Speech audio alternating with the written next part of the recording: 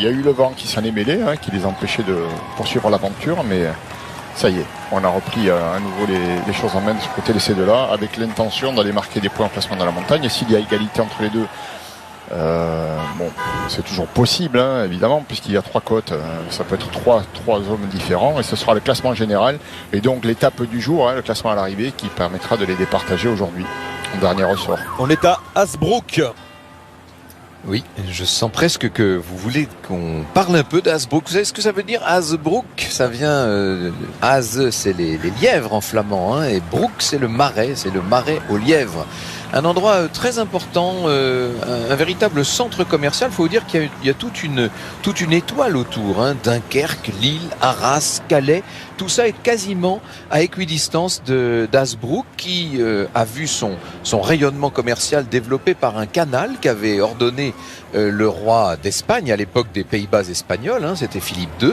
Et puis le chemin de fer qui a bien sûr beaucoup contribué au développement de cette petite ville d'Hasbrook, presque 22 000 habitants, dont un natal qu'il faut citer, un certain Cédric Vasseur. Et oui, bien sûr, alors qui a résidé longtemps à Steenvoorde, juste à côté, mais effectivement c'est la ville natale de Cédric Vasseur, double vainqueur d'étape sur le Tour de France à La Châtre en 97 et à Marseille quelques années plus tard. Et le père Alain avait également remporté une étape du Tour dans les années 70. J'ai dit un natal au lieu d'un natif. C'est comme ça. On peut se promener, c'est très agréable à Hasbrook, et notamment il y a un beau musée, hein, qui est dans l'ancien couvent des Augustins. Vous avez des belles peintures flamandes des 17, 18e dans ce musée d'Hasbrook. Et Cédric Vasseur, on en parlait, le double vainqueur d'étape du Tour, le natif d'Hasbrook, qui sera notre invité demain dans Vélo Club. Cédric qui est aujourd'hui manager évidemment de la formation Cofidis. Et Hasbrook qui avait été impliqué dans l'organisation des championnats de France il y a 2 ans, puisque le départ de la course en ligne avait été donné d'Hasbrook justement.